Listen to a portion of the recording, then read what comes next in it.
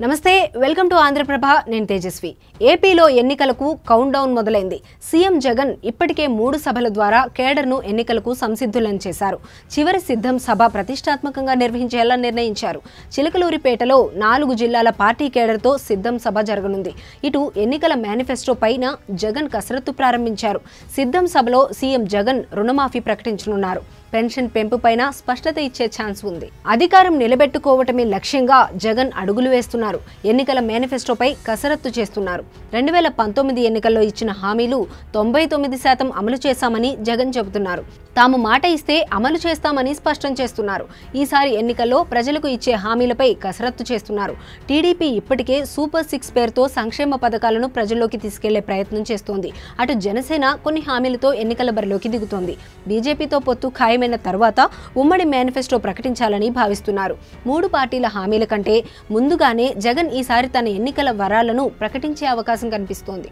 మార్చి 3న చిలకలూరిపేటలో YCP చివరి సిద్ధం సభ జరగనుంది ఈ సభ వేదికగా సీఎం జగన్ రైతు రుణమాఫీ ప్రకటిస్తారని సమాచారం రాప్తాడు సభలోనే ప్రకటిస్తారని భావించినా మరో సభ ఉండడంతో చివరి సభలో ప్రకటించాలని నిర్ణయించినట్లు పార్టీ నేతలు చెబుతున్నారు అయితే రుణమాఫీ పరిమితి ఎంత మేర ఉంటుందనేది ఆసక్తికరంగా మారుతోంది 2014 ఎన్నికల సమయంలోనే చంద్రబాబుకు ధీటుగా రైతు రుణమాఫీ హామీ ఇవ్వాలని తనపై ఒత్తిడి వచ్చినా సాధ్యం కాని హామీలు ఇవ్వనని స్పష్టం చేశానని జగన్ గుర్తు చేశారు ఏపీలో దాదాపు 70 లక్షల మంది రైతులు ఉన్నారు వారందరినీ ఆకట్టుకునేలా రైతులకు కీలక హామీ ఇవ్వనున్నట్లు తెలుస్తోంది ఇప్పుడు రుణమాఫీతో పాటుగా ప్రస్తుతం 3000గా ఉన్న పెన్షన్ను 4000కు పెంచాలనే నిర్ణయానికి వచ్చినట్లు తెలుస్తోంది ఈ 2 వరాలను సిద్ధం సభలో ప్రకటించే ఛాన్స్ ఉంది 2019లో ఇచ్చిన నవరత్నాలను కొనసాగిస్తూనే ఈసారి మహిళలకు ప్రాధాన్యత పెంచేలా కొన్ని కీలక నిర్ణయాలు ఉంటాయని సమాచారం మహిళలు వృద్ధులు వికలాంగులు నిరుద్యోగులు యువత విద్యార్థులు ఇలా అన్ని రంగాల వారిని ఆకట్టుకునేలా